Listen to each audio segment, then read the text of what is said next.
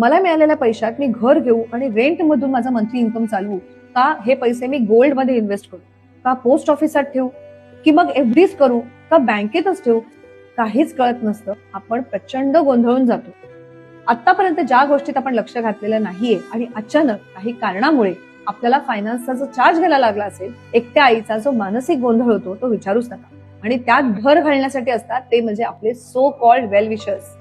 हे अचानक येतात आणि प्रचंड फायनान्शियल टिप्स देऊन आणखी गोंधळून टाकतात. मग मी नक्की करायला काय हवंय हा प्रश्न आपल्याला भेडसावत होतो आणि त्यासाठीच आम्ही घेऊन आलोय ही सिरीज सिंगल मॉम मनी टिप्स.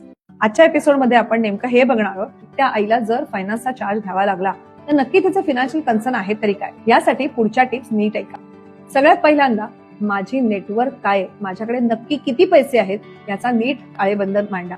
यानंतर माझा मंथली इन्कम नक्की मी कसं मिळवणार आहे याचा विचार करा. जर तुम्ही अर्निंग नसाल तर हा प्रश्न जास्त महत्वाचा ठरतो. शॉर्ट टर्म आणि लॉंग टर्म गोल्स म्हणजे मला नक्की माझ्या आयुष्यात काय हवं आहे, माझ्या प्रायोरिटीज काय आहेत हे ठरवणं अतिशय महत्वाचं आहे. शॉर्ट टर्म म्हणजे 1 ते 3 वर्षामध्ये येणारे मोठे खर्च, त्यासाठी लागणारे पैसे हे मार्केट लिंक ठेवून चालणारच नाहीये.